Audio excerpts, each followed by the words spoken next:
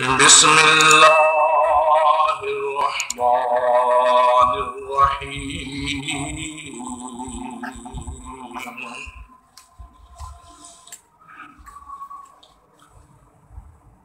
یا ایہا الرسول بلغ ما انزل الیک من ربک فَإِن لَّمْ تَفْعَلْ فَمَا بَلَّغْتَ رِسَالَتَهُ وَاللَّهُ يَعْصِمُكَ مِنَ النَّاسِ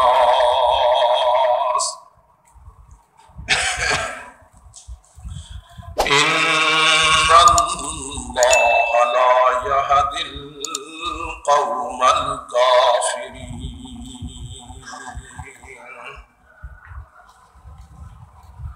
صدق اللہ مولانا العظیم۔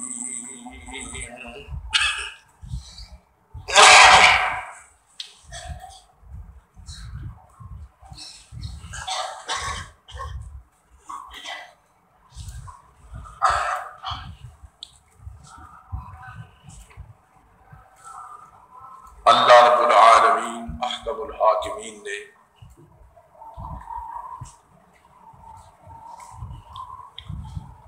انسانیت کی ہدایت اور رہنمائی کے لیے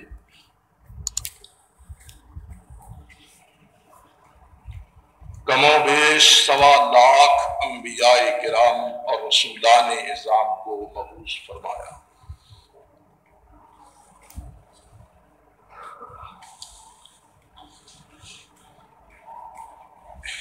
یہ تمام کے تمام انبیاء، یہ سارے کے سارے اللہ کے سچے رسول اور پیغمبر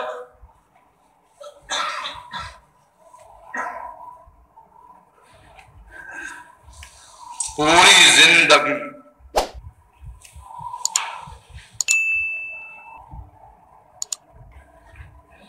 انسانیت کو اللہ کی معرفت کا درس دیتے رہے۔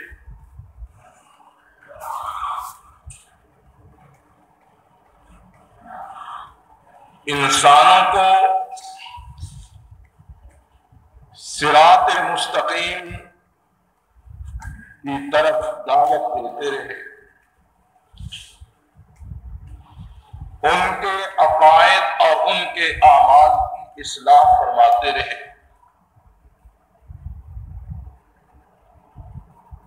امر بالمعروف اور نہی عن المنکر کے فرض کو سر انجام دیتے رہے،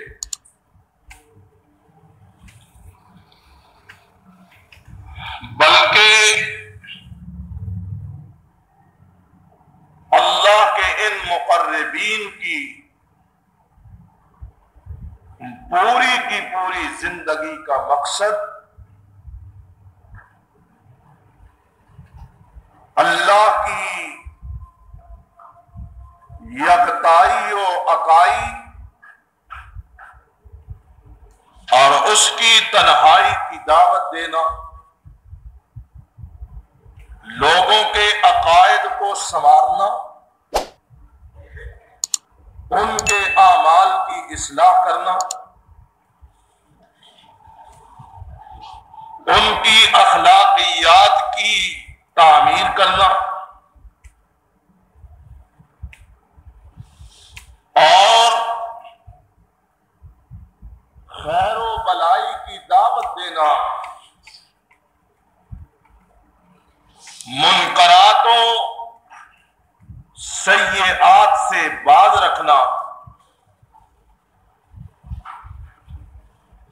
گویا کہ دعوت و ارشاد اور صلاح و فلاح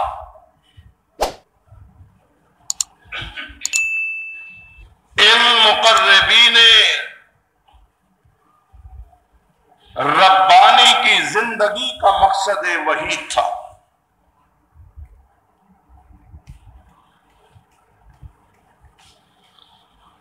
جب تک سلسلہ نبوت و رسالت جاری و ساری رہا، اس وقت تک انبیاء اور رسل کی مقدس و مبارک جماعت اس مقدس فریضے کو کما حق ہو سر انجام دیتی رہی، بلکہ قرآن نے ہمیں بتلانے کے لیے، حاملین قرآن کو بتلانے کے لیے کہ خیال کرنا محمد الرسول اللہ صلی اللہ علیہ وسلم کائنات میں آنے والے نبیوں کے سلسلہ کی آخری کڑی ہے۔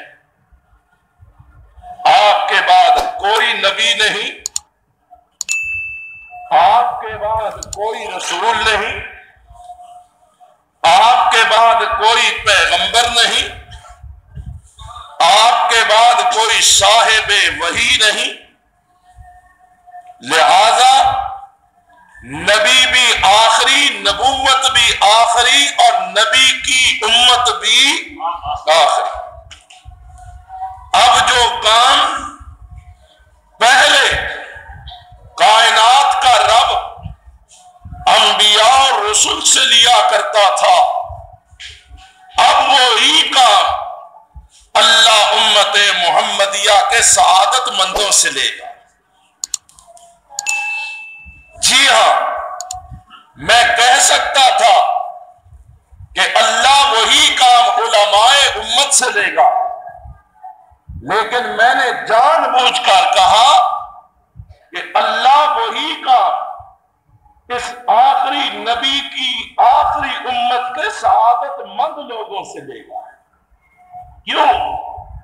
اس لیے کہ تبلیغ دین کے لیے عالم کامل ہونا ضروری نہیں ہے، مومن کامل ہونا ضروری ہے، سعادت مند ہونا ضروری ہے۔ کیونکہ کئی علماء ہیں جن کی پیٹھوں پر اس طرح کتابیں کہ جس طرح مثل الذین حملوا التوراۃ ثم لم يحملوها كمثل الحمار، گدھوں کی، جس طرح گدھوں کی پیٹھ پر وزن لگ، ان کی بھی کتابیں، لائبریریاں، ادارے، جامعات، مدارس، یہ شیخ القرآن ہے، یہ شیخ التفسیر ہے، یہ شیخ الحدیث ہے، یہ فقیہ امت ہے، یہ رہبر کامل ہے، یہ شیخ الاسلام ہے، یہ حضرت فلاں ہے، یہ حضرت فلاں ہے، لیکن ان بد نصیب لوگوں سے اللہ نے اپنے دین کی خدمت لینا منظور نہ کی، اور ان بدبختوں نے باوجود علم کے بوجھ کو اٹھانے کے انہوں نے اللہ کے دین کی جڑوں کو کاٹا، انہوں نے باوجود مفتی اور عالم کہلانے کے لوگوں کو توحید کے بجائے شرک کی دعوت دی، انہوں نے باوجود صاحب مسند ارشاد ہونے کے لوگوں کو سنت اور حدیث محمد مصطفیٰ سے نفرت دلائی، اور بدعتوں پر، رسومات پر، خرافات پر ان کے دل ٹھنڈے ہوتے تھے، اور انہوں نے اس دین متین کو اپنے اور اپنے آل اولاد اور اپنے خاندان کے پیٹ کے رزق کے حصول کا ذریعہ بنایا۔ عالم بے شک، لیکن سعادت مند نہیں۔ سعادت مند ہوتے تو یہ تو ڈبل سعادت ہو جاتی ہے، عالم بھی ہو اور مومن کامل بھی ہو۔ کیا کہنے ایسے آدمی جو عالم کامل بھی ہو، عالم کامل بھی ہو اور مومن کامل بھی ہو، تو سعادت مند لوگوں سے اللہ یہ کام دیتا ہے۔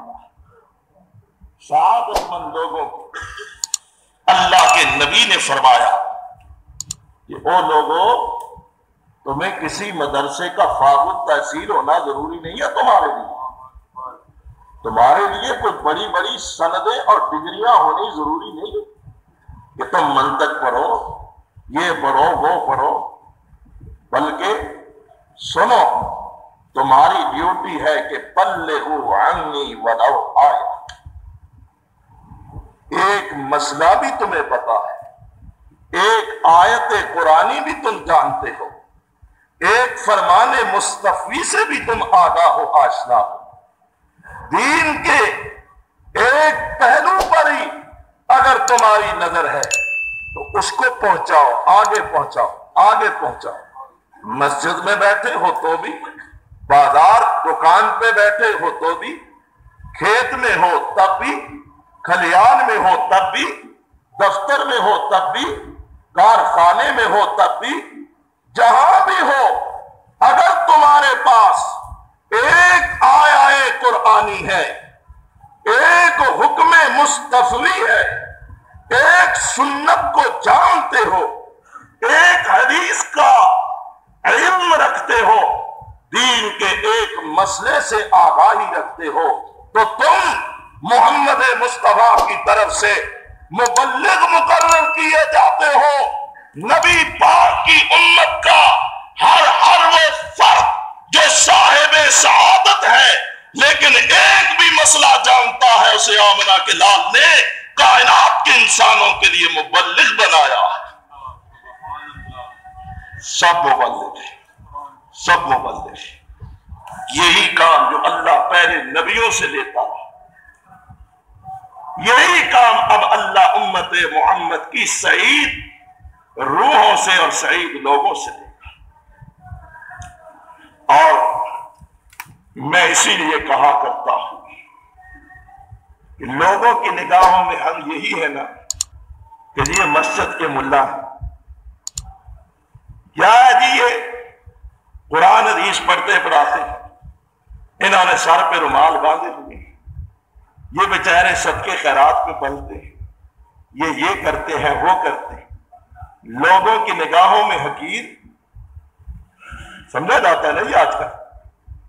اچھے لوگ تو نہیں، اچھے لوگ تو سمجھتے ہیں کہ مسند نبوت کے وارث، یہی کہتے اچھے لوگ، لیکن کج فکر لوگ، گندی اور غلیظ فکر کے حامل لوگ، وہ ان مصلحین، ان اہل علم کو حقارت کی نگاہ سے دیکھتے ہیں۔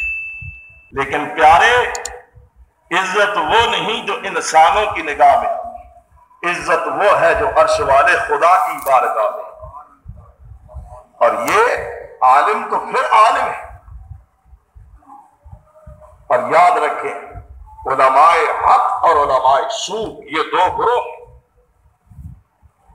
جس طرح بنی اسرائیل کے علماء اور احبار و رہبان کے بارے میں فرمایا، ان کثیرا من الاحبار والرہبان لیاکلون اموال الناس بالباطل ویصدون عن سبیل اللہ، کہ احبار و رہبان بنی اسرائیل کے مولوی پیر درویش اکثر ایسے تھے جو لوگوں کا مال کھاتے اور ان کو دین سے بھی دور رکھتے، مال بھی کھاتے اور دین سے بھی، لوگوں کا مال بھی حضرت جی کھاتے اور دین سے بھی دور رکھتے۔ یعنی سوال ہی پیدا نہیں ہوتا، ہم تو ڈوبے ہیں صنم تمہیں بھی لے ڈوبے، ہم تو جہنم میں جائیں گے، تمہیں کیوں سیدھے راستے پہ چلنے دیں۔ اور میں ایک بات بڑے درد سے آپ لوگوں سے بھی عرض کرتا ہوں، آپ کی عقل اور فکر کو کیا ہو گیا کہ آپ نے پورے دین کا ٹھیکیدار ملا کو بنا دیا؟ کون سی وحی آئی ہے کہ دین کا ٹھیکیدار مولوی ہے تم نہیں؟ دین جس طرح مولوی کے لیے اسی طرح محمد الرسول اللہ کے ہر امتی کے لیے، یہ اثاثہ سب کا مشترکہ ہے۔ لیکن ہماری بدعملی، قوم کی بدعملی، کہ قوم نے اپنی بدعملیوں کی وجہ سے دین کو مولوی کے نام لگا دیا، مولوی جو چاہے کرے، استحصال کرے، لوٹے، مال کھائے، ان کو عقائد و اعمال کی بربادی کے اندر مبتلا کرے۔ تو علماء حق مراد ہے، ان کی تو بڑی شان ہے. ایک عام آدمی بھی جب قرآن و حدیث کا علم سیکھنے کے لیے اپنے گھر سے نکلتا ہے، یہ درویش، یہ فقیر اور یہ تمہاری نگاہوں میں گرے ہوئے جو لوگ ہیں نا، اللہ سے ڈر. تجھے ان کے مقام کا پتہ نہیں، ان کا مقام مدینے والے مصطفیٰ سے پوچھ یا مصطفیٰ کے خدا سے پوچھ. جب یہ گھر سے نکلتا ہے، گھر سے نکلتا ہے دین سیکھنے کے لیے، قرآن سیکھنے کے لیے، حدیث سیکھنے کے لیے، اللہ آسمانوں سے فرشتوں کی جماعت کو بھیجتے. جاؤ فرشتوں، یہ میرے دین کا طلبگار اپنے گھر سے نکلا ہے، جن راہوں سے گزرتا ہے ان کے راستوں میں اپنے نورانی پروں کو بچھاتے جاؤ. اور یہ اپنے قدموں کے نیچے، یہ اپنے قدموں کے نیچے فرشتوں کے نورانی پر پاتا ہے اور ان سے گزر کر حصول. اب دیکھیں، جاتا ہے، جب سیکھنے کے لیے جاتا ہے تو یہ مقام ہے، اور جب سیکھ کر آتا ہوگا تو پھر کیا مقام ہوگا. یہ ابھی چاہل جا رہا ہے، لیکن توقیر ہے، تعظیم ہے، عظمت ہے، رفعت ہے. لیکن جب واپس آتا ہوگا تو پھر کیا کہنے اس کی، پھر اس کی کیا کہنے.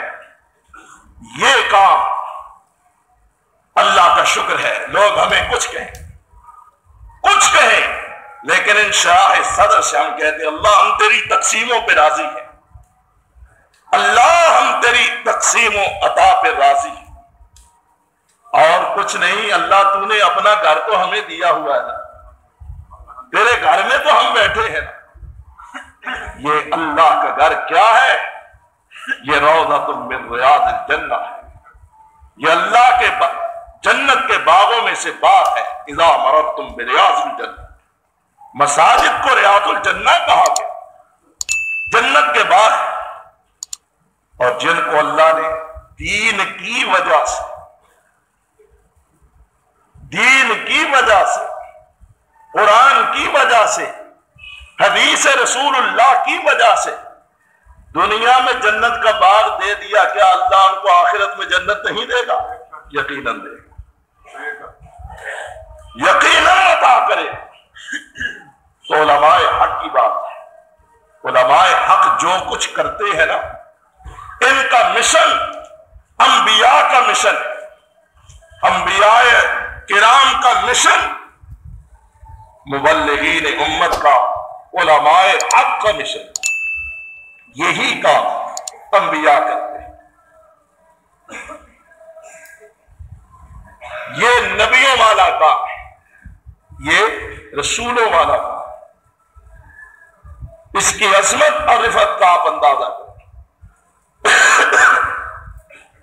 اور انتہائی نامساعد حالات میں، انتہائی مشکل حالات میں، انتہائی تلخ حالات میں انبیاء کرام دعوت و ارشاد کے فریضے کو سر انجام دیتے رہے. اور قرآن جب ہم کھولتے ہیں نا تو دعوت و ارشاد کے سلسلے میں انبیاء کی سیرت اور انبیاء کا طرز عمل حیرت زدہ کر دیتا ہے، حیرت زدہ کر دیتا ہے. قرآن کہتا ہے ایک نبی کا ذکر، دعوت و ارشاد تبلیغ دین کے سلسلے میں ایک نبی کا ذکر. فرمایا انا ارسلنا نوحا الى قومه ان انذر قومك من قبل ان ياتيهم عذاب اليم یا قوم انی لکم نذیر مبین ان اعبدوا اللہ واتقوہ واطیعون. ہم نے نوح علیہ السلام کو ان کی قوم کی طرف بھیجا. کس لیے بھیجا؟ ان انذر قومک من قبل ان یاتیہم عذاب الیم. ہم نے بھیجا کہ نوح پیارے جاؤ اپنی قوم کو ڈراؤ اور خبردار کرو، اور اپنی قوم کو بتاؤ کہ قوم اللہ کی نافرمانی کا صلہ بڑا برا ہوا کرتا ہے. ان کو کہو کہ سدھر جاؤ سمر جاؤ اس سے پہلے کہ تم پر اللہ کا عذاب آ جائے. تم عذاب علیم کے اندر گرفتار ہونے سے پہلے اپنی اصلاح کر لو. یا قوم انی لکم نذیر مبین، اے میری قوم، انی لکم نذیر مبین، میں تمہاری طرف ڈرانے والا اور ڈراوا بھی ایسا کہ جو بے لچک ڈراوا، جس ڈراوے میں کسی قسم کی مصلحت نہ ہو. تمہیں واضح طور پہ کھول کے خبردار کرتا ہوں کہ اللہ کی نافرمانی سے بچ. اور میری پہلی دعوت یہ ہے کہ اعبدوا اللہ واتقوہ واطیعون. اعبدوا اللہ، دین ہے یہ دین، اعبدوا اللہ واتقوہ واطیعون، یہ نبی والا دین ہے. مولوی صاحب سے مولوی ہم کیا کریں ثواب ہو، کوئی کام نیکی کا بتائیں، اللہ راضی. اے سبحان اللہ، جمعرات کو ختم دلوایا کر، ہمیں بلایا کر، 11ویں پکایا کر، کوئی مر جائے تو تیجا ساتواں کرائے. یہ بدبخت دین کو رسموں کا نام سمجھتے ہیں، دین رسموں کا نام سمجھتے ہیں. لوگوں، دین رسموں کا نام نہیں ہے، دین نام ہے اللہ کی وحدانیت کا، دین نام ہے اللہ کے رسولوں کی تابع داری کا، دین نام ہے راہ حق پہ چلنے کا، دین نام ہے رب کے قرآن کو اپنانے کا، دین نام ہے مصطفیٰ کی حدیث کو سینے سے لگانے کا، اور دین نام ہے رسومات و محتسبات کے بتوں کو پاش پاش کرنے کا. دین رسومات و محتسبات کو دین کا نام دیتے ہیں. ان کے دین کا آغاز رسومات و محتسبات سے ہوتا ہے، لیکن نبی کی دعوت کا آغاز اعبدوا اللہ واتقوہ واطیعون. اللہ، اے میری قوم، اللہ کی عبادت کرو، شرک نہ کرو، اللہ کی بندگی کرو، اسے اپنا معبود بنا لو اور خود اس کے بندے بن جاؤ، اس کے ساتھ کسی کو بھی شریک نہ ٹھہراؤ. واتقوہ، اور اپنے دلوں میں اسی کا ڈر پیدا کرو. واتقوہ، تقوی اختیار کرو اور اس کی نافرمانیوں سے اپنے آپ کو بچاؤ، اپنے دامن کو اس کی نافرمانیوں کے اندر الجھنے سے محفوظ رکھنے کے لیے ہمہ وقت مستعد اور کوشاں رہو. وَأَطِیعُونَ، میں اللہ کا نبی ہوں، اللہ نے مجھے تمہاری رہنمائی کے لیے بھیجا ہے. خدا کا واسطہ ہے کہ جو میں کہتا ہوں اسے مان لو اور میری بات کو مان لو.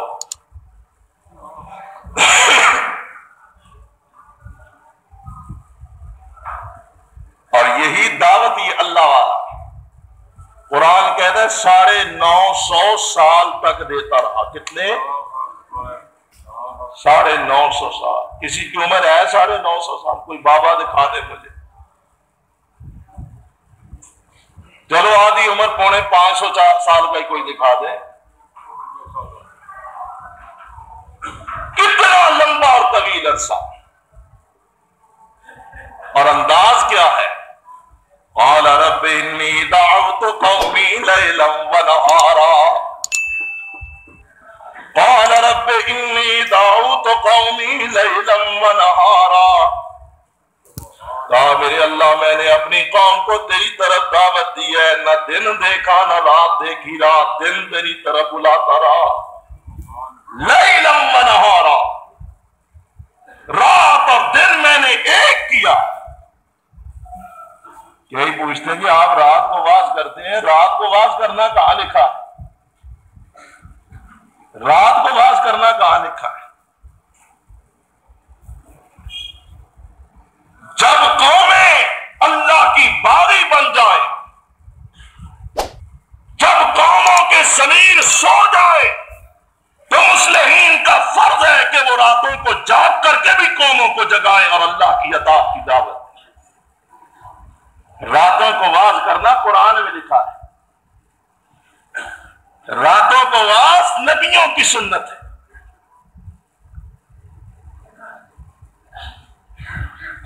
حضرت نوح علیہ السلام اپنے رب کی بارگاہ میں عرض کرتے ہیں رب انی دعوت قومی لیلا و نہارا، اے میرے اللہ میں نے اپنی قوم کو رات اور دن تیری طرف بلایا، نہ رات دیکھی نہ دن دیکھی، رات دن میں تیری طرف اپنی قوم کو دعوت دیتا۔ اور آگے چل کے ثم انی دعوتہم جہارا، اے میرے اللہ میں نے ان کو اونچی آوازیں دے دے کر زور زور سے پکار کر کے بھی تیری طرف بلایا۔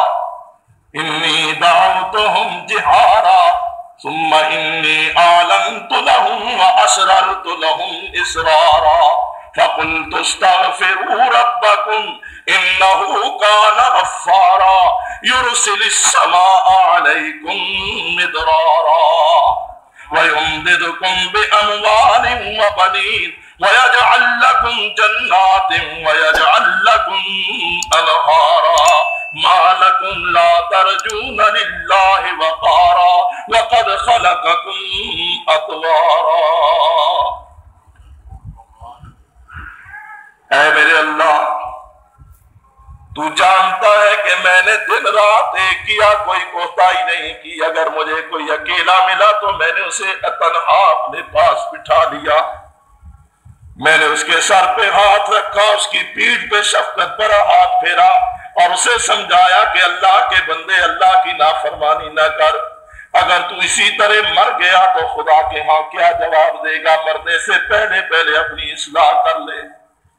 اللہ مجھے اگر 4 آدمی بیٹھے ہوئے ملے تو میں ان کے پاس بھی چلا گیا اور میں نے ان کی بھی خیر خواہی کرتے ان کو بھی تیرے عذاب سے ڈرا کر جہنم سے دور رکھنے کی کوشش کی۔ اللہ اگر 10 آدمیوں کا مجمع ملا تو میں نے وہاں بھی تیری ہی بات کی، اگر مجھے سینکڑوں اور ہزاروں آدمی ملے تب بھی میں نے تیری بات کی۔ اللہ جب میں گھر ہوتا تھا تب بھی تیری بات کرتا تھا، جب میں کسی محفل میں ہوتا تھا تب بھی تیری بات کرتا تھا، کوئی میلہ اور منڈی ہوتی تب بھی تیری بات کرتا تھا، بازار میں چلا جاتا تھا تب بھی تیری بات کرتا تھا۔ اللہ اگر کوئی مر جاتا تو جنازے میں بھی میں تیری ہی بات کرتا تھا، اگر کسی کی خوشی کا موقع ہوتا تب بھی میں تیری ہی بات کرتا تھا۔ انی اسررت لهم واعلنت لهم اسرارا، یہ ہے نبی کا انداز۔ اور پھر ہماری طرح نہیں کہ واز بھی کیا اور کہا کہ اب مجھے بھی کچھ دو نا، میں نے جو گلا پھاڑا ہے کیا کھلایا تو مجھے بھی کچھ دو، میری بھی مٹھی گرم کرو۔ میں نمازیں پڑھاتا ہوں، واز کرتا ہوں، خطبہ دیتا ہوں، تمہیں پڑھاتا ہوں، مجھے بھی کچھ دو نا، میری تنخواہ، میرا معاوضہ۔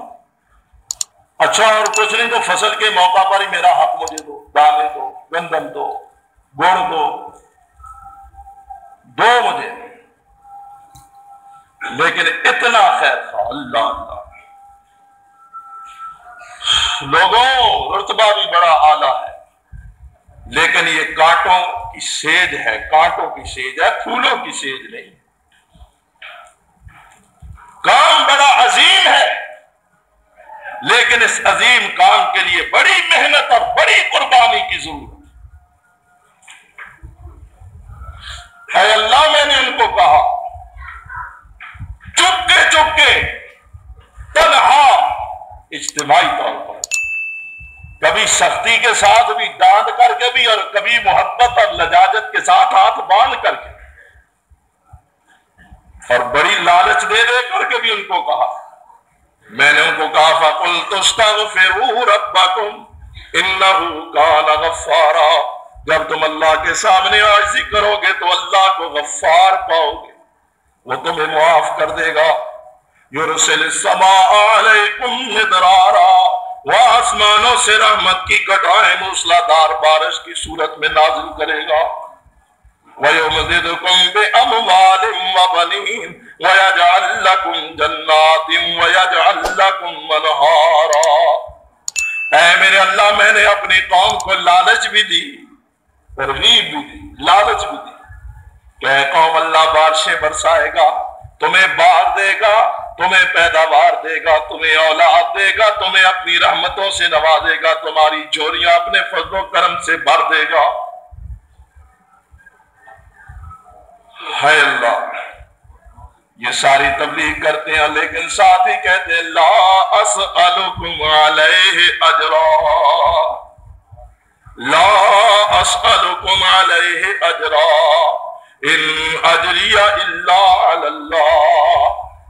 لوگوں میں تم سے کچھ نہیں مانگتا، ہائے اللہ میرے صاحب علم بھائی تجھے بصیرت اور فراست دینا، تو اس لفظ پہ غور کرنا، اللہ میں تو ان لوگوں سے، اے لوگوں میں تم سے کوئی معاوضہ، کوئی بدلہ، کوئی تنخواہ نہیں مانگتا، کیوں جو لوگوں سے مانگے اسے لوگ تو دے دیتے ہیں لیکن اس کے لیے اللہ کے پاس کچھ نہیں رہتا۔ نہیں سمجھے بات؟ جو لوگوں سے کہتا ہے جی لاؤ میری تنخواہ، میں نے کام کیا ہے، لوگ کہتے ہیں لو جی یہ مزدوری، اب وہ عرش کی طرف دیکھتا ہے تو عرش والا خدا کہتا ہے مزدوری لے چکا ہے لوگوں سے، اب مجھ سے کیا مانگتا ہے۔ لیکن جب کوئی آدمی لوگوں کی تمنا نہ رکھے، لوگوں کے سامنے دستے سوال نہ دراز کرے، لوگوں کے سامنے کشکولے گدائی نہ پھیلائے، لوگوں کے سامنے اپنی جھولی نہ پھیلائے، کہے لوگوں تمہیں تمہارا مال مبارک میرے لیے میرے رب کے خزانے کافی ہیں۔ اللہ کہتا ہے میرے بندے تو نے لوگوں سے منہ موڑا ہے، لے میں تیری جھولی کو اپنی، لوگوں کے جیب خالی ہو جائیں گے، لوگوں کا مال ختم ہو جائے گا، لوگوں کے خزانے ختم ہو جائیں گے، لیکن تو نے اس رب سے رابطہ قائم کیا ہے کہ جس کے ہاتھ بھی سخاوت والے، جو خود بھی کریم ذات ہے اور جس کے خزانوں میں کبھی بھی کمی واقع نہیں ہوتی۔ سیدنا نوح فرماتے ہیں لا اسألکم علیہ اجرا، لا اسألکم علیہ اجرا ان اجری الا علی اللہ۔ لوگوں میں تم سے اس ساری رات دن کی محنت اور مہینوں اور ہفتوں کی محنت نہیں ہے، سالوں کی محنت نہیں، صدیوں کی محنت، اور 1 2 4 صدیاں نہیں، 9 صدیاں، اور 9 صدیوں کے بعد بھی نصف صدی، 950 سال کی محنت، لیکن کہتے ہیں لوگوں میری بات مان کر جہنم سے بچ جاؤ، جنت کی طرف آ جاؤ، میں تم سے مانگتا نہیں تمہیں رب کی جنت دیتا ہوں، مانگتا کچھ نہیں۔ لیکن قوموں کی بدنصیبی، قوموں کی بدنصیبی کہ انہیں نیک اور بد میں، اچھے اور برے میں تمیز کرنے کا کوئی شعور ہی، یہ انداز ہے اللہ والے کی دعوت کا، اللہ والے کے پیغام کا، اور اتنی خیر خواہ۔ بعض لوگ کہتے ہیں جی ٹھیک ہے لیکن ہم جہاں رہتے ہیں ماحول بڑا خراب ہے، اور جی گھر سے ہی والدین ہی ہماری مخالفت کرتے ہیں، ہم کدھر جائیں۔ لیکن اللہ فرماتا ہے ایک اور نبی کی طرف دیکھو اور اس کی دعوت و انداز کی طرف دیکھو۔ اللہ اس نبی کو بھی بطور مثال و نمونہ کے ہمارے سامنے پیش کر فرمایا وَاذْكُرْ فِي الْكِتَابِ إِبْرَاهِيمَ إِنَّهُ كَانَ صِدِّيقًا نَبِيًّا إِذْ قَالَ لِأَبِيهِ يَا أَبَتِ يَا أَبَتِ يَا أَبَتِ يَا أَبَتِ لِمَ تَعْبُدُ مَا لَا يَسْمَعُ وَلَا يُبْصِرُ وَلَا يُغْنِي عَنْكَ شَيْئًا۔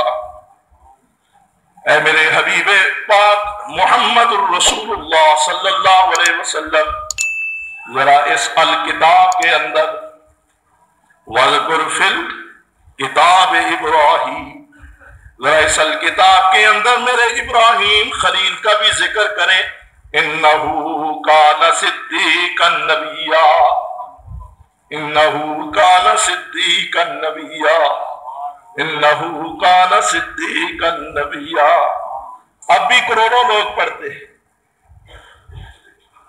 اور اربوں سے بھی زائد بے شمار لوگوں نے پڑھ چکا ہوگا. پتہ نہیں کب تک قرآن پڑھا جاتا رہے گا.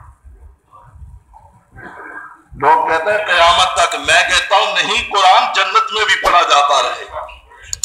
قرآن وہ کتاب ہے جس نے جنت میں بھی منسوخ نہیں ہونا، کیونکہ حدیث میں میرے اور آپ کے آقا فرماتے ہیں کہ جب حافظ قرآن، قاری قرآن، عامل قرآن جنت میں جائے گا، عرش والا خدا فرمائے گا اقرا ورتقِ ورتل کما ترتل فی الدنیا.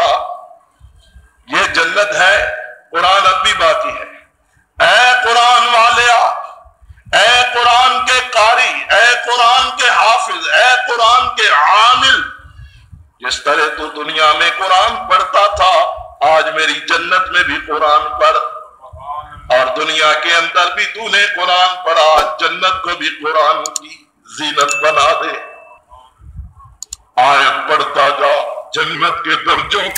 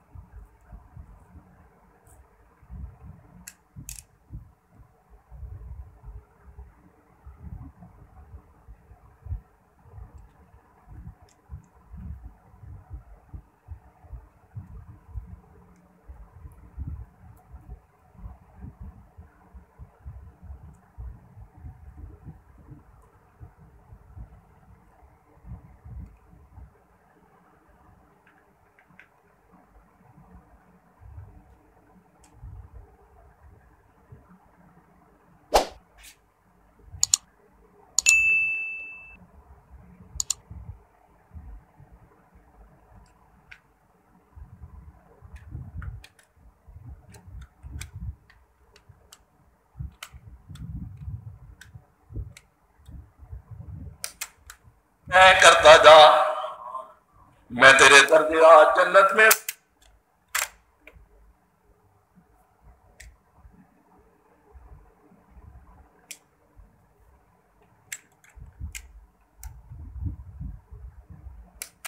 قرآن کی تلاوت اور قرات کی وجہ سے بلند کروں گا. جہاں تیری آخری آیت ختم ہوگی وہاں پر تیرے درجات کی بھی انتہا ہوگی. فرمایا وَذْكُرْ فِي الْكِتَابِ إِبْرَاهِيمَ إِنَّهُ كَانَ صِدِّيقًا نَبِيًّا. اے حبیب ذرا الکتاب کے اندر ابراہیم کا بھی ذکر کریں نا، اس ابراہیم کا بھی ذکر کریں جو کان صدیقا نبیّا. ہائے ہائے، نبی بھی تھا اور صدیق بھی تھا، نبی بھی تھا اور صدیق بھی تھا. اللہ اللہ، یا اللہ اس نبی صدیق نے کیا کہا؟ نبی سارے سچے ہوتے ہیں، نبی بولو سارے سچے ہوتے ہیں، لیکن اللہ نے یہاں کہا کہ اتنا سچا کہ اس نے سچ کی ابتدا اپنے گھر سے کی، اتنا سچا کہ اس نے اس صداقت و سچائی کا آغاز اپنے باپ سے کیا. اذ قال لأبیہ یا ابت لم تعبد ما لا يسمع ولا يبصر. اور بسترے اٹھانے کا نام تبلیغ نہیں، لوٹوں کا استنجا کرانے کا نام تبلیغ نہیں ہے. تبلیغ نام ہے حق کے آوازے کو بلند کرنے کا. تبلیغ نام ہے لوگوں کے سامنے سینہ باندھ کر اللہ کی توحید کے کلمے کو بلند کرنے کا. تبلیغ نام ہے کائنات کے اندر شرک کے خلاف جہاد کرنے کا. تبلیغ نام ہے اللہ کی وحدت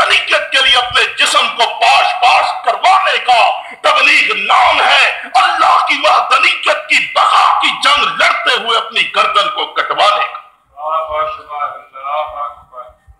یہ تبلیغ ہے، یہ تبلیغ سیدھی سادی تبلیغ۔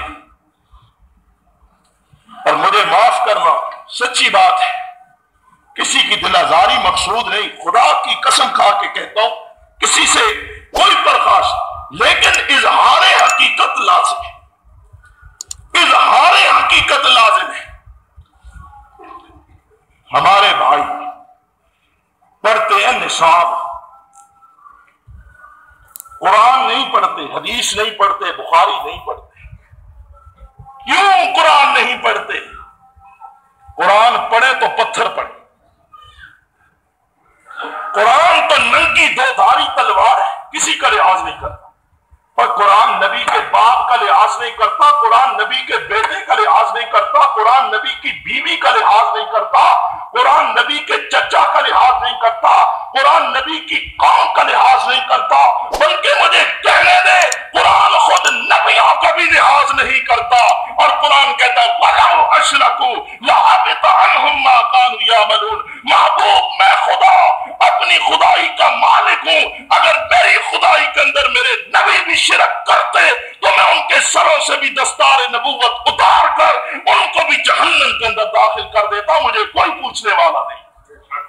قرآن نبیوں کا بھی لحاظ نہیں کرتا، اور تم ٹکے ٹکے کے چودھریوں کا لحاظ کرتے۔ یاد رکھو قرآن اس لیے نہیں پڑھتے یہ لوگ، وگرنہ میں تمہارے ساتھ جاتا ہوں اور آیا ہوں، میں نے تو گھر بار چھوڑا ہوں، جانے کی کیا ضرورت؟ لیکن شرط یہ ان سے کہو ہم چاہتے ہیں، لیکن نصاب گھر میں رکھو، ہم چاہتے ہیں یا قرآن سناؤ یا بخاری سناؤ یا حدیث مصطفیٰ سناؤ یا کلام اللہ سناؤ، صبح قرآن سناؤ، شام کو حدیث سناؤ، دوپہر کو توحید سناؤ، عصر کو رسالت سناؤ، لوگوں کو کلمہ پڑھاؤ، لوگوں کو نماز پڑھاؤ، سب کچھ کرو، لیکن لوگوں کا عقیدہ بھی درست کرو۔ اللہ کی قسم یہ مر تو سکتے ہیں لیکن یہ نہیں کر سکتے، اس لیے کہ ان کی تبلیغ بابا کی تبلیغ ہے، ان کی تبلیغ نبیوں والی تبلیغ سیدھی سی بات ہے۔ قرآن کیوں نہیں سناتے؟ کیا ہے اس میں؟ قرآن جیسی سچی، کہتے ہیں حکمت کے خلاف ہے، قرآن غیر حکیمانہ کتاب ہے، قرآن جیسی حکمت بھری کتاب کوئی نہیں۔ لیکن قرآن کی خوبی ہے کہ قرآن نے کبھی حق اور باطل کو جمع، قرآن حق کو حق کرتا ہے، قرآن باطل کو کہتا ہے میرے نبیوں بے شک تمہارے سر پہ آرا رکھ کر تمہارے جسم کو چیر دیا جائے، یہ گوارا کر لینا، لیکن حق اور باطل کو مجتمع نہیں کرنا۔ سیدھے بھائیوں، بھولے بھائیوں، کہاں پھنسے ہوئے، کس مغالطے کے اندر پڑے ہوئے؟ عاملۃ ناصبۃ تصلیٰ نارا حامیہ، تمہارے اخلاص میں کوئی شک نہیں، تمہارے تقوی اور للہیت میں کوئی شک نہیں، تم تو آخرت سنوار رہے ہو، لیکن کس مشن پر لگے ہوئے ہو؟ زندگی بھر ایک آدمی محنت کرتا رہتا ہے، کرتا رہتا ہے، کرتا رہتا ہے، کرتا رہتا ہے، لیکن اللہ فرماتے ہیں اپنی محنت کو دے، وہ راکھ بنی ہوئی ہے، بے نصیب، نہ تیرے پاس توحید کی نعمت تھی، نہ میرے نبی کی سنت و اطاعت کی نعمت تھی، میں تیرے اعمال کو کیا کروں؟ مجھے تیرے اعمال کی بھوک ہے، میں محتاج ہوں تیرے اعمال کا۔ یہ ہے تبلیغ۔ وَاذْكُرْ فِي الْكِتَابِ إِبْرَاهِيمَ إِنَّهُ كَانَ صِدِّيقًا نَبِيًّا۔ اللہ سچوں کا دوست ہے، اللہ سچوں کو پسند کرتا ہے۔ چودھری صاحب کی پیشانی کو دیکھا جی یہ کیا کہتے ہیں؟ جی چاچا جی کیا کہیں گے، والد صاحب کیا کہیں گے، ملک صاحب کیا کہیں گے، خان صاحب کیا کہیں گے؟ شاہ جی ناراض نہ ہو جائے، آئے ہوئے ہمارے مجلس کے اندر ایک ممبر قومی اسمبلی، وہ بھی کہیں ناراض نہ ہو جائے، یہ سوچ سوچ کے پھر بات ہوتی ہے۔ فرمایا میرے حبیب سچے ابراہیم خلیل کا قرآن کے اندر ذکر کرے، اذ قال لأبیہ یا ابتی، جس نے واعظ کیا تو کہا اے میرے ابا جی، لما تعبد لما ما لا يسمع ولا يبصر ولا يغني عنك شيئا۔ ابراہیم نے کہا کہ ابا جی پہلے لا الہ الا اللہ ابراہیم خلیل اللہ پڑھے، کلمہ پڑھایا تھا جی، بولتے نہیں۔ کئی کہتے ہیں جی ہم کلمہ سیکھ رہے ہیں، ہاں کلمہ سیکھ رہے ہیں، سیکھتے جی سیکھ رہے ہیں۔ اچھا وہ کیسا کلمہ جو ابھی تک تمہیں نہیں آیا؟ وہ کلمہ کیسا ہے جو ابھی تک تمہیں نہیں آیا؟ مصطفیٰ نے یہ کلمہ چند لمحے ہاتھ میں پتھروں کو پکڑا اور ان کو بھی بڑھا دیا، اور پتھروں کو چند لمحے میں کلمہ پڑھا دیا، اور مسجود ملائکہ 2.5 من کی تیری لاش، 6 فٹ کا تیرا قد، ابھی تک تو نے کلمہ سیدھا نہیں، سیدھا کر رہے، کلمہ سیدھا کر رہے، کہہ رہے کلمہ کیا کر رہے؟ سیدھا کر رہے۔ واہ واہ، تیرا کلمہ وہ ٹیڑھا کہاں سے تھا، تو سیدھا کر رہا، کہاں ڈنڈ پڑے ہوئے تھے تو کلمے کا ڈنڈ نکال رہا۔ بعد آ جا، یہ ہے تبلیغ نبیوں والی۔ یا ابت، اے ابا جی بیٹا کہو کیا بات ہے؟ کہا لم تعبد ما لا يسمع ولا يبصر ولا يغني عنك شيئا۔ ابا آپ مشرک ہیں، بتوں کی پوجا کرتے ہیں، لم تعبد ما لا يسمع، مجھے یہ بتائیں آپ ان کی کیوں بندگی کرتے ہیں جو سنتے، ولا يبصر اور دیکھتے بھی، ولا يغني عنك شيئا اور نہ آپ کو کوئی نفع دے سکتے ہیں نہ نقصان دے سکتے ہیں۔ اور میرے برادر خلیل الرحمن تبلیغ کر رہا ہے، جد الانبیاء مبلغ اعظم ہے، میرے آقا محمد مصطفیٰ کے جد امجد ابراہیم خلیل اللہ، اسماعیل نبی اللہ کے ابا جان، اسحاق علیہ نبینا علیہ السلام کے والد محترم، سیدنا یعقوب علیہ السلام کے دادا اور جناب سیدنا یوسف کے پردادا، اپنے باپ کے سامنے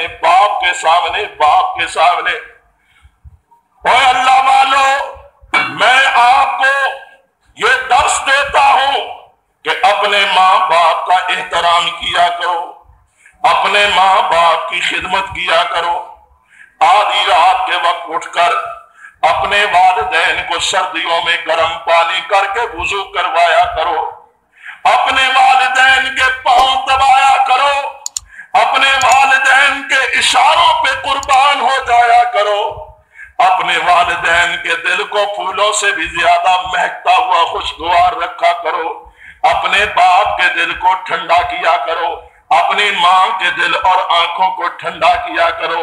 والدین جیسی کوئی نعمت نہیں، والدین کی خدمت کیا کرو۔ لیکن اللہ والو، جہاں اللہ اور والدین مقابلے میں آ جائیں، وہاں والدین کی خدمت اپنے دائرہ میں ضرور ہونی چاہیے، لیکن محبت اللہ کی ہونی چاہیے۔ والدین کی محبت پر اللہ کی محبت کو قربان کر دیا کرو۔ اور لا طاعت، میرے آقا فرماتے ہیں، لا طاعت لمخلوق فی معصیت الخالق، خیال کرنا جہاں اللہ کی نافرمانی ہو رہی ہو، جہاں خالق کی معصیت ہو رہی ہو، وہاں مخلوق میں سے کسی کی اطاعت پہ تم پابند اور مکلف نہیں ہو۔ تو والدین کی خدمت کا معنی یہ نہیں کہ والدین غلط کریں یا صحیح کریں۔ اللہ صحابہ تمہیں کس مرحلے پہ یاد کروں، کس موڑ پہ یاد؟ سیدنا ابو ہریرہ تھے نا رضی اللہ تعالی، ماں کہتی ہے بیٹا محمد کا دامن چھوڑ دے، عرض کی اماں جی ایسے نہیں ہو سکتا، خدمت کی حد کر دی، تابعداری کی حد کر دی، برخورداری کی حد کر دی، اپنی ماں کی اطاعت گزاری کی حد کر دی، لیکن ماں نے ضد کی کہ بیٹا میں راضی نہیں، تیری خدمتوں سے راضی نہیں، تیری اس وفاداری سے برخورداری سے راضی نہیں، بیٹا اگر مجھے راضی کرنا چاہتے ہو تو محمد کا ساتھ چھوڑ دو۔ ابو ہریرہ فرماتے اماں جی میں تیرا تابعدار، تیرا وفادار، تیرا خادم، تیرا خدمتگار، لیکن جہاں تک ذات نبوت کا ساتھ چھوڑنے والی بات ہے، ماں ایک ماں ہے، میری ہزاروں مائیں بھی ہوں تو آمنہ کے لال کے جوتوں پہ قربان کر دوں۔ ماں باپ ما لا يسمع ولا يبصر ولا يغني عنك شيئا۔ ہے اللہ پھر اسی خلیل کا پوتا، اسی خلیل کا پوتا بستر مرگ پہ بھی تبلیغ کر رہا ہے، بستر مرگ پہ بھی۔ کئی لوگ کہتے ہیں یہ تو مقام ہے واز کرنے کا، چھوڑو جی آپ وہ نکاح کے موقع پر بھی واز کرتے ہیں، جنازے کے موقع پر بھی مسئلے او جی چھوڑو جی، ہماری خوشی کا موقع آپ یوں ہی واز کر کے ہماری خوشی کو کرکرا کر دیتے ہیں۔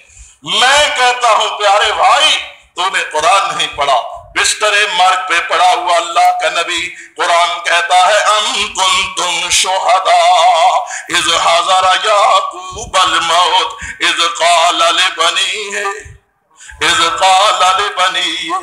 فرمایا یعقوب پر موت کا وقت آیا ہوا ہے، سکرات الموت لگے ہوئے ہیں، موت کا وقت، بیٹے بیٹیاں پاس جمع ہیں، اولاد یعقوب اپنے بابا کی میت کے پاس، اپنے بابا کی چارپائی کے پاس، آخری باتیں بابا کی زبان سے نکل رہی ہیں، فرماتے ہیں میری اولاد ما تعبدون من بعدی ما تعبدون، وہاں بھی بات توحید والی آئی، اور توحید ہے ہی دین کا آغاز، دین ہے ہی توحید کا آخر، دین ہے توحید، توحید ہے دین کی ابتدا، توحید ہے دین کی انتہا۔ جہاں توحید ہے وہاں دین نہیں، جہاں توحید نہیں وہاں دین نہیں، جہاں دین ہے وہاں توحید ہوگی، توحید کے بغیر دین کا کوئی تصور۔ فرماتے یا بنی اے میری اولاد ما تعبدون من بعدی، میرے بعد کس کی عبادت کرو۔ موت کے وقت فکر ہوتا ہے بعض لوگوں اپنی جان کا، ہوتا ہے نا جی، پتہ نہیں آگے کیا بنے، بعض کو فکر ہوتا ہے مال کا، ہائے مال مال مال، فلاں کو دینا یار، فلاں کو دینا، وصیت ہے۔ اولاد بھی جوتے لے کے سر پہ کھڑی ہوتی ہے کہ بابا جا رہے ہو میرا حصہ نکال کے جاؤ۔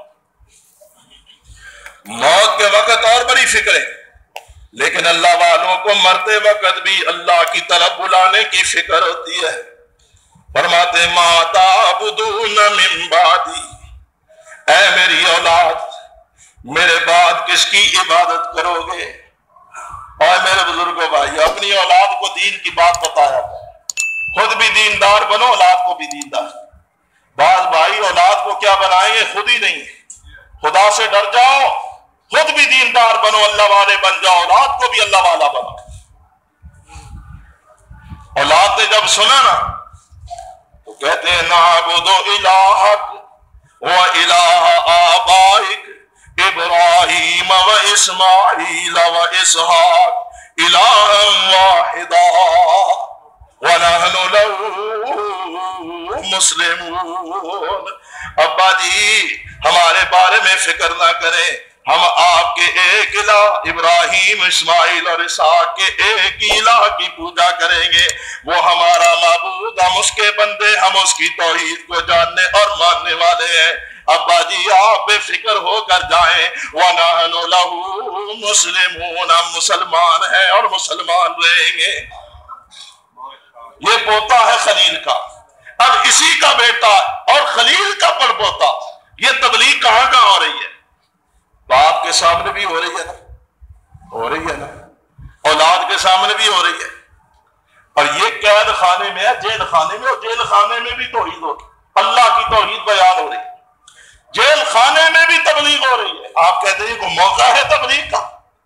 نبی تو کہتے ہیں جیل جاؤ تب بھی تبلیغ کرو، برسر ممبر ہو تب بھی تبلیغ کرو، برسر بازار ہو تب بھی تبلیغ کرو، برسر دار ہو تب بھی تبلیغ کرو، کیونکہ مومن کا زندگی جو ہے مومن کی زندگی، کسی نے کیا خوب کہا، میری زندگی کا مقصد تیرے دین کی سرفرازی ہے یا نہیں؟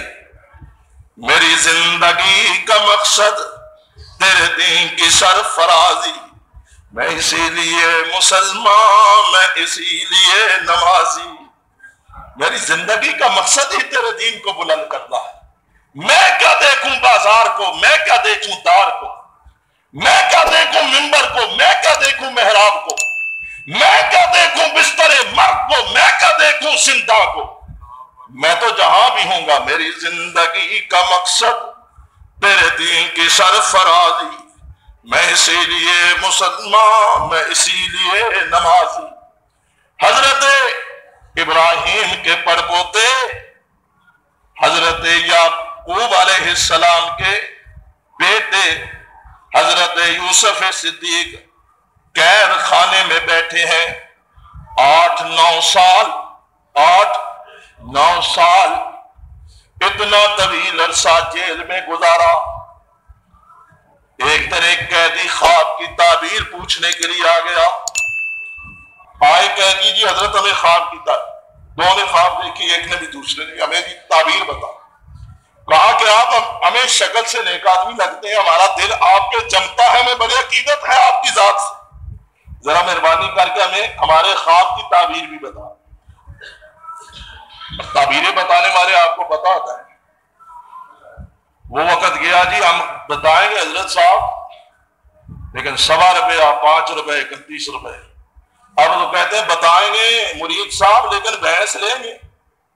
واہ واہ، لیکن یہ اللہ والا کہتا ہے میں تعبیر بتاتا ہوں لیکن پہلے میرا وعظ بھی سن لے، پہلے میری توحید والی تبلیغ بھی سن لے۔ اور کیسا انداز!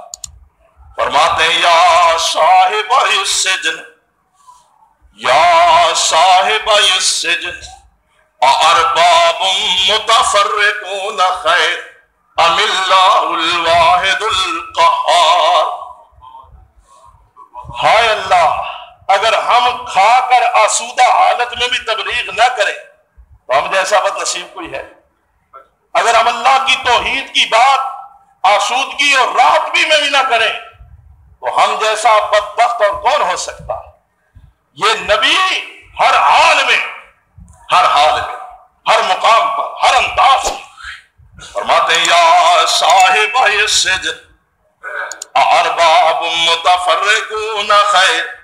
بیٹھ میں تجھے تیرے خواب کی تعبیر بتاتا ہوں، خواب کی تعبیر بالکل صحیح انشاءاللہ بتلاؤں گا، لیکن میری بھی ایک بات سن لے، تیری بات پہ میں غور کروں گا، میری بات پہ تو غور کر۔ واہ واہ اللہ والے، اللہ کی قسم وہ زندگی نہیں جس زندگی میں رب کے دین والی بات ہو، وہ شرمندگی ہے۔ دین زندگی وہی ہے جس زندگی میں اللہ کے دین سے آدمی چمٹا رہے اور دین کے ساتھ محبت اور لگاؤ کا یہ مظاہرہ ہو کہ اٹھتے بیٹھتے جہاں بھی ہو، یاروں دوستوں میں، تعلق داروں میں، عزیزوں میں، شاگردوں میں، بزرگوں میں، والدین میں، اساتذہ میں، جہاں بھی بیٹھا دین والی بات ہی ہو تاکہ پتہ چلے کہ یہ اللہ والا ہے، کہ بات بھی اللہ کی ہی کرتا۔ کہتے قید کے ساتھی یہ بتا کیا ایک خدا بہتر ہے یا کئی خدا بہتر ہے؟ ایک آقا بہتر ہے یا کئی آقا بہتر؟ نوکر ایک ہو آقا کئی، ادھر سے آئے گا دوسرا کہے گا ادھر کا، ادھر سے آئے گا تیسرا کہے گا کہاں گئے تھے، کہے گا جی میں فلان، چل ادھر چل، اس کی چمڑی سلامت رہنے دے، روب ڈال کے گالیاں دے کے بگا کے۔